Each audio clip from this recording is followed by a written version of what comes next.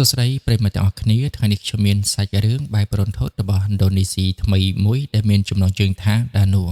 ហើយចំពោះសាច់រឿងដាណូនេះផងដែរតាមពិតទៅវាមាន3ភាគរួចមកហើយភាគនេះគឺជាភាគទី4ក៏ជាភាគចុងក្រោយគេផងដែរដោយភាគទី1ហ្នឹងជាសាច់រឿងដំបូងនៃខ្សែស្រឡាយរបស់ដាណូបន្ទាប់មកក៏ចេញភាគ2និងភាគ3ជាបន្តរហូតដល់ភាគ4នេះគឺជាភាគចុងក្រោយគេតែម្ដងហើយនៅក្នុងភាគ4នេះផងដែរគឺនិយាយអំពីនារីម្នាក់ដែលនាងអាចមើលឃើញខ្មោចតាំងពីតូចមកម្ល៉េះប៉ុន្តែដោយសារតែរឿងរ៉ាវបានកើតឡើងជាបន្ត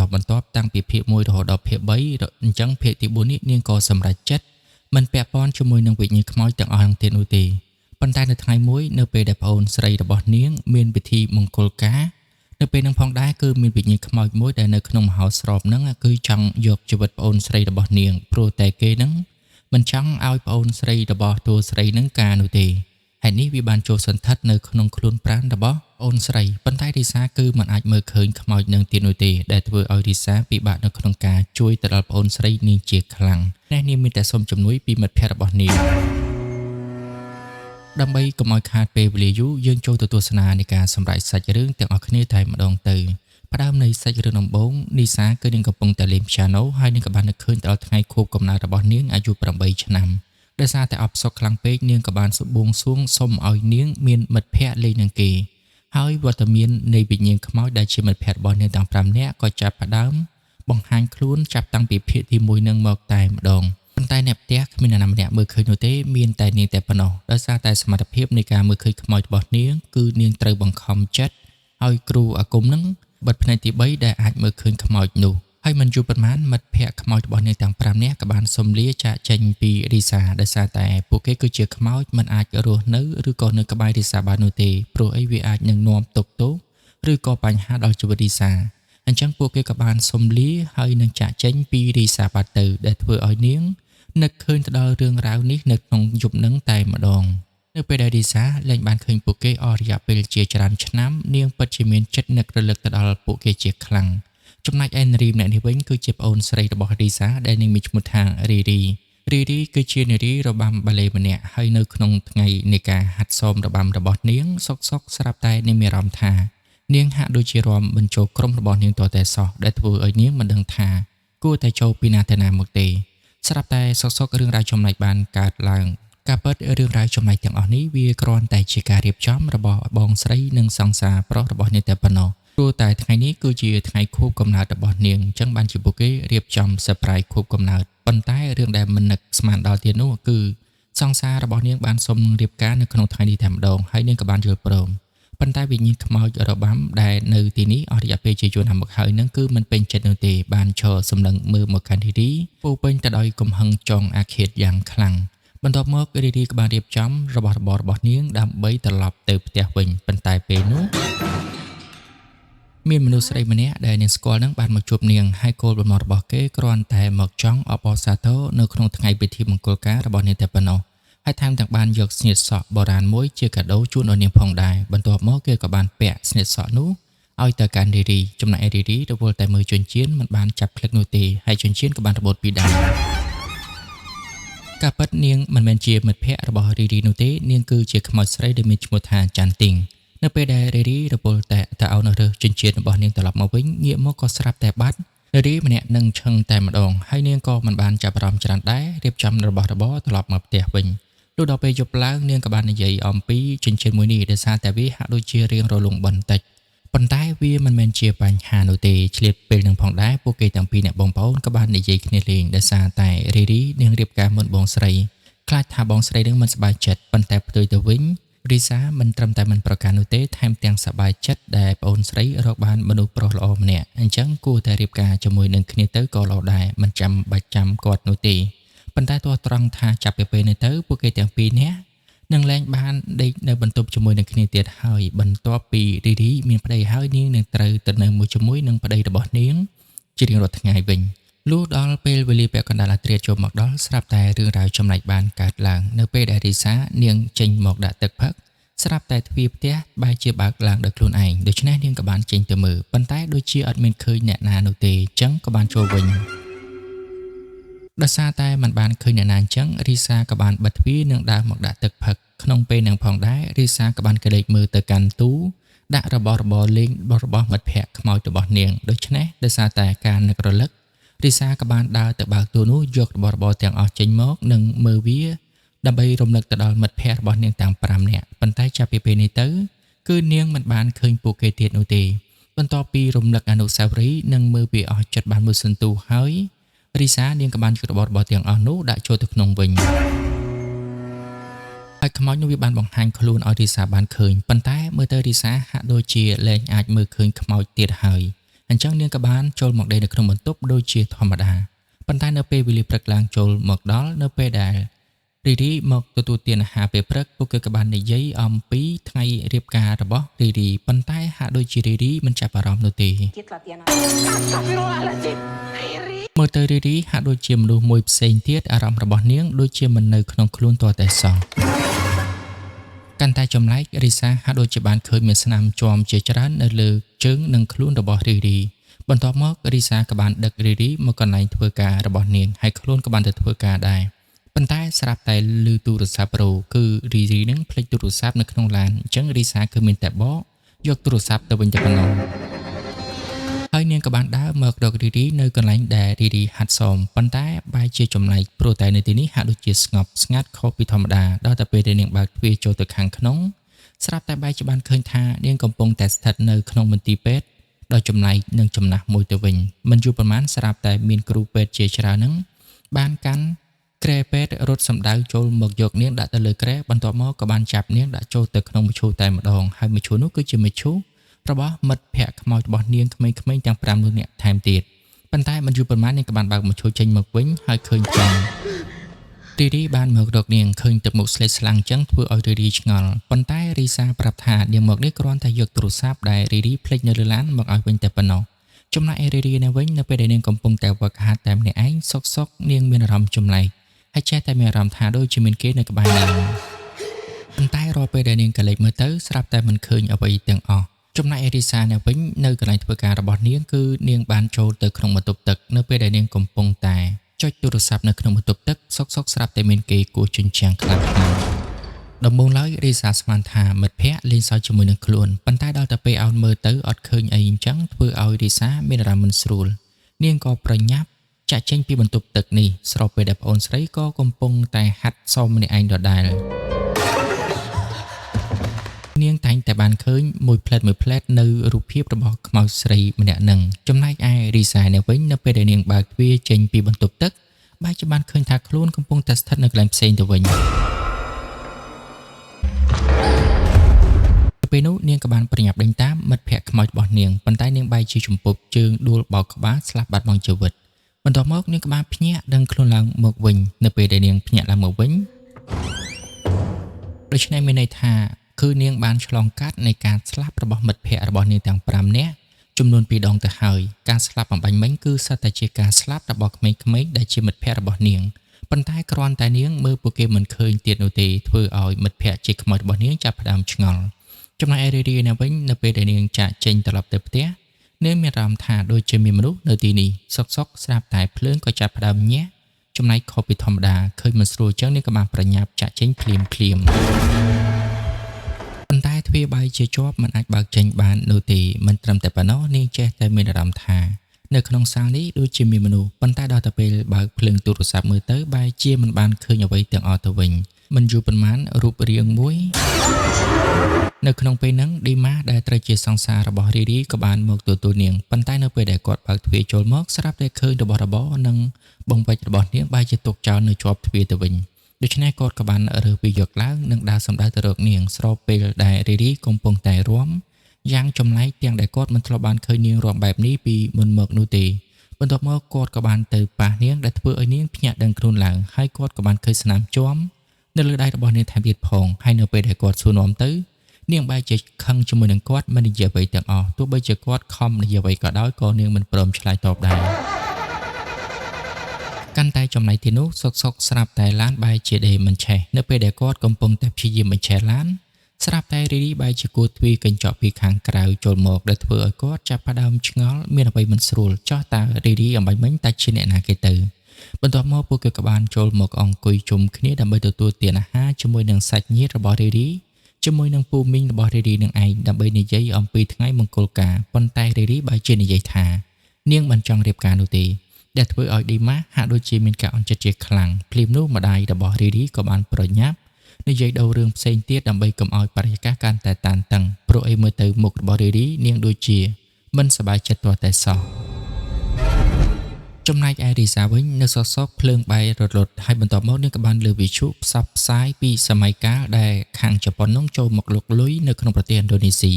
ហើយគ្រប់គ្នាក៏ចាប់ផ្ដើមនៅត្រឹងដូចជាមិនដឹងអ្វីទាំងអស់បន្ទាប់មកនាងក៏បានឃើញមានភ្លើងសង្គ្រាមកើតឡើងគឺក្នុងអំឡុងពេលសង្គ្រាមជប៉ុននិងឥណ្ឌូនេស៊ីនឹងឯងមិនត្រឹមតែប៉ុណ្ណោះនាងក៏ត្រូវបានកងទ័ពជប៉ុនកាត់ក្បាលរបស់នាងថែមទៀតផងដោយសារតែភ័យខ្លាំងពេកនាងក៏បានភ្ញាក់ដឹងខ្លួនឡើងមកវិញដែលធ្វើឲ្យនាងមិនយល់ពីហេតុការណ៍ដែលបានកើតឡើងតតែសោះហើយរីរីក៏បានខ្សឹបដាក់ត្រចៀកនាងថាពួកគេមិនអាចរារាំងឬក៏ជួយបាននោះទេដែលធ្វើឲ្យរីសាឆ្ងល់ពីពាក្យមួយនេះនាងក៏បានឡើងទៅតាមសួររីរីដល់បន្ទប់ប៉ុន្តែទោះបីជាគួរធ្វើយ៉ាងណាក៏ដោយក៏នាងមិនព្រមបើកដែរប៉ុន្តែសុកទ្វារបែកជារបើកដោយខ្លួនឯងហើយនៅពេលដែលនាងចូលទៅមើលទៅស្រាប់តែឃើញរីរីកំពុងតែយកស្នៀតសក់នោះមកពាក់នៅលើក្បាលរបស់នាងបន្ទាប់មកស្រាប់តែឃើញមានស្រមោះមួយនៅតាមកញ្ចក់នៅក្នុងវាំងននឃើញអញ្ចឹងនាងក៏បានទៅបើកវាំងនននោះចេញប៉ុន្តែបែរជាមិនបានឃើញនរណាទាំងអស់ចំណែកឯរីរីដែលអង្គុយនៅលើក្រែមបាញ់មិញក៏ស្រាប់តែបាត់ប៉ុន្តែបែរជាមកបង្ហាញខ្លួននៅពីក្រោយខ្នងរបស់នាងដែលធ្វើឲ្យរីសាពិតជាមិនអស់ចិត្តទាល់តែសោះថាមានរឿងអ្វីកើតឡើងថ្មីនេះចំណែកឯឌីម៉ាអ្នកវិញគាត់ក៏ចាប់ផ្ដើមអន់ចិត្តនឹងរើសបានចិញ្ចៀនដែលគាត់បានឲ្យទៅកាន់រីរីការពិតទៅចិញ្ចៀននោះគឺវាធំជាងដៃបានជារីរីធ្វើឲ្យធ្លាក់គាត់បានប្រគល់ចិញ្ចៀននេះឲ្យរីសានឹងយកទៅឲ្យរីរីវិញហើយគាត់បាននិយាយអំពីរឿងរ៉ាវប្លែកៗដែលគាត់បានជួបនៅពេលដែលគាត់ជួបជាមួយនឹងរីរីគាត់គិតថាមួយរយៈនេះរីរីហាក់ដូចជាប្លែកខុសពីធម្មតាមិនដឹងនោះទេតើគាត់មានកត់សម្គាល់ឃើញអ្វីប្លែកឬក៏អត់បន្ទាប់ពីកត់សម្គាល់ឃើញថាគ្រប់យ៉ាងហាក់ដូចជាមិនស្រួលរីសាក៏បានទៅលេងព្យ៉ាណូដើម្បីហៅមិត្តភ័ក្តិទាំង5នាក់របស់នាងឲ្យចេញមកប៉ុន្តែពួកគេនៅតែមិនបង្ហាញខ្លួនឲ្យនាងបានឃើញទាល់តែសោះនិយាយទៅសូម្បីតែចង្វាក់ភ្លេងនៃនាងលេងនោះក៏ហាក់ដូចជាមិនត្រូវដែរការពិតទៅគឺពួកគេនៅជុំវិញខ្លួនរបស់នាងប៉ុន្តែគ្រាន់តែនាងមើលលេងឃើញតែប៉ុណ្ណោះមិត្តភ័ក្តិរបស់នាងទាំង5នាក់ហ្នឹងក៏ឆ្ងល់ដែរថាតើហេតុអ្វីបានជារីសាលែងអាចមើលពួកគេឃើញអញ្ចឹងតើពួកគេគួរតែធ្វើបែបណាទៅព្រោះអីប្អូនស្រីរបស់រីសាកំពុងតែត្រូវបានវិញ្ញាណខ្មោចមួយនឹងចូលសន្ធិដ្ឋអញ្ចឹងពួកគេត្រូវតែរកវិធីប្រាប់រឿងនេះទៅដល់រីសាឲ្យទាល់តែបានទោះដល់ព្រឹកឡើងរីសានិងម្ដាយរបស់នាងក៏បានពិភាក្សាគ្នាពាក់ព័ន្ធជាមួយនឹងរឿងរ៉ាវចម្លែកដែលកើតឡើងទៅលើរីរីដូច្នេះគាត់សួរថារីសានឹងបានឃើញមានវិញ្ញាណអ្វីចម្លែកឬក៏អត់ប៉ុន្តែរីសាប្រាប់ថាគឺនាងមិនអាចមើលឃើញទៀតនោះទេសូម្បីតែក្លិននៃសេចក្តីស្លាប់ក៏នាងមិនធំក្លិនទៀតដែរជាពិសេសមិត្តភ័ក្តិរបស់នាងទាំង5នាក់ក៏លែងបង្ហាញខ្លួនឲ្យនាងឃើញថែមទៀតប៉ុន្តែនាងនៅតែមានអារម្មណ៍ថាដូចជាមានអ្វីមួយមិនស្រួលប៉ុន្តែនាងមិនដឹងថាតើអាចតាក់ទងពួកគេដោយរបៀបណានោះទេព្រោះនាងពិតជាចង់ដឹងថាតើកើតមានរឿងអ្វីចំពោះរីរីដូច្នេះម្ដាយរបស់នាងក៏បានផ្ដល់យោបល់ឲ្យទៅរកគ្រូគុំដែលបានបិទភ្នែកទី3របស់នាងមើលឃើញខ្មោចនោះព្រោះឯនៅពេលនៅក្មេងហ្នឹងគាត់បានអញ្ជើញគ្រូគុំអ្នកនោះមកឲ្យបិទភ្នែកនាងដើម្បីការពារកុំឲ្យនាងទៅតាមពពួកខ្មោចទាំងអស់ហ្នឹងដូច្នេះនាងក៏បានមករកលោកគ្រូគុំនិងប្រាប់អំពីមូលហេតុដែលនាងលែងអាចមើលឃើញខ្មោចមិត្តភ័ក្តិរបស់នាងទាំង5នាក់នោះបន្តទៅទៀតហើយសូម្បីតែវិញ្ញាណខ្មោចឬក៏មានអ្វីមួយពាក់ព័ន្ធជាមួយនឹងប្អូនស្រីរបស់នាងក៏នាងមិនអាចដឹងដែរអញ្ចឹងគឺនាងពិតជាចង់ដឹងខ្លាំងណាស់ហើយលោកគ្រូគុំក៏បានផ្ដល់យោបល់ឲ្យនាងអំពីវិធីមួយចំនួនព្រោះអីគឺគាត់មិនអាចជួយបើកភ្នែកទី3ឲ្យនាងបានវិញនោះទេបន្ទាប់ពីទទួលបានយោបល់ពីគាត់ហើយនាងក៏បានបករថយន្តត្រឡប់ទៅផ្ទះវិញប៉ុន្តែនៅពេលដែលកំពុងតែធ្វើដំណើរតាមផ្លូវនាងគឺត្រូវបានខ្មោចពួកទាហានជប៉ុននឹងធ្វើការលងបន្លាចនាងដែលធ្វើឲ្យនាងត្រូវបង្ខំចិត្តឈប់ឡានភ្លាមប៉ុន្តែស្រាប់តែនៅមុខឡានអត់ឃើញអីនោះទេអញ្ចឹងគឺមានតែបន្តដំណើរទៅមុខទៀតតែប៉ុណ្ណោះហើយនៅពេលដែលកំពុងតែបើកឡានហ្នឹងនាងបានឮការប្រកាសតាមវិទ្យុភ្លាមនោះនាងក៏បានប្រញាប់រត់ចេញពីលើឡានរបស់នាងភ្លាមនៅពេលដែលឃើញមានខ្មោចនៅក្នុងឡានបន្ទាប់មកគ្រប់យ៉ាងបែរជាផ្លាស់ប្ដូរទៅកាន់សម័យកាលនៃសង្គ្រាមជប៉ុនហើយនិងឥណ្ឌូនេស៊ីភ្លឹកឃើញទាហានជប៉ុនច្រើនពេកនាងក៏បានប្រញាប់រត់គេចប៉ុន្តែនាងបែរជាចំពប់ជើងដួលបោកជាមួយនឹងថ្មធ្វើឲ្យធ្មេញមុខរបស់នាងគឺត្រូវបានបាក់ដូច្នេះមានន័យថាអ្វីដែលនាងកំពុងតែជួបគឺជាស្ថានភាពមុនពេលដែលនាងស្លាប់របស់មិត្តភ័ក្តិខ្មោចរបស់នាងដែលពួកគេស្លាប់ម្ដងម្នាក់នោះ ពួកគេធ្វើបែបនេះក៏ព្រោះតែចង់ឲ្យនាងបានដឹងថាតើពួកគេស្លាប់ដោយរបៀបណាបន្ទាប់ពីនាងបានឆ្លងកាត់នៃការស្លាប់របស់មិត្តភ័ក្តិរបស់នាងម្នាក់ទៀតហើយនាងក៏បានដឹងខ្លួនត្រឡប់មកវិញដូច្នេះនាងដឹងថាអ្វីទាំងអស់គឺកើតឡើងដោយសារតែពួកគេចឹងហើយបានជានាងខំប្រឹងស្រែកហៅឲ្យពួកគេចេញមកប៉ុន្តែនាងក៏នៅតែមើលមិនឃើញដដែលទាំងដែលពួកគេនឹងគឺតាមនាងគ្រប់ពេលវេលាគ្រប់ជំហានប៉ុន្តែមិត្តភ័ក្តិខ្មោចទាំង5របស់នាងហាក់ដូចជាខ្លាចរីរីនាងមិនមែនខ្លាចរីរីនោះទេគឺពួកគេខ្លាចវិញ្ញាណខ្មោចដែលនៅក្នុងខ្លួនរបស់រីរីទៅវិញចឹងពួកគេត្រូវតែរកវិធីប្រាប់រឿងនេះដល់រីសាដើម្បីឲ្យរីសាជួយទៅដល់រីរីបើមិនចឹងនោះទេវិញ្ញាណខ្មោចនោះច្បាស់ជាសម្លាប់រីរីជាមិនខានហើយពួកគេក៏នៅតែបន្តលាក់ខ្លួនគេចពីខ្មោចនោះដដែលលុះដល់ស្អែកព្រឹកឡើងគឺជាពេលវេលានៃការលាងជើងបងស្រីលាងឲ្យប្អូនស្រីព្រោះអីប្អូនស្រីរៀបការមុនចឹងតាមប្រពៃណីគឺត្រូវតម្រូវឲ្យបងស្រីធ្វើពិធីលាងជើងឲ្យប្អូនស្រី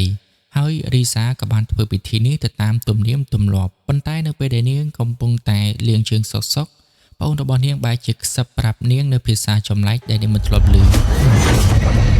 ហើយរីសាក៏ត្រូវបានខ្មោចនោះចាប់ជ្រមុជទឹកនាងដែលធ្វើឲ្យនាងខំប្រឹងរើប៉ុន្តែរើមិនរួចនោះទេនាងចង់ស្រែកឲ្យគេជួយក៏ស្រែកមិនកើតដែរប៉ុន្តែភ្លាមៗនោះស្រាប់តែវិញ្ញាណមិត្តភ័ក្តិរបស់នាងទី5ហ្នឹងគឺបានចូលមកឲ្យនាងបានឃើញអំពីស្ថានភាពដែលគេបានជួបមុនពេលដែលគេស្លាប់អញ្ចឹងមានន័យថាពួកគេគឺសិតតែស្លាប់នៅក្នុងសម័យកាលសង្គ្រាមជប៉ុនជាមួយនឹងឥណ្ឌូនេស៊ីទាំងអស់គឺជប៉ុនបានចូលទៅលុកលុយនៅក្នុងប្រទេសឥណ្ឌូនេស៊ីនិងបានសម្លាប់ពួកគេបន្ទាប់ពីនាងបានឆ្លងកាត់នៃការស្លាប់មិត្តភ័ក្តិរបស់នាងរួចហើយនាងក៏បានដឹងខ្លួនត្រឡប់មកវិញចំណែកឯម្ដាយរបស់នាងក៏បានជូនដំណើរបងប្អូនរបស់គាត់ត្រឡប់ទៅផ្ទះវិញឆ្លៀតពេលហ្នឹងនៅពេលដែលរីសាមិនទាន់ដឹងខ្លួនពួកគេទាំង5នាក់ក៏បានមកដាស់នាងហើយក៏បាននាំនាងចូលទៅកាន់ការស្លាប់របស់មិត្តភ័ក្តិរបស់គេម្នាក់ទៀត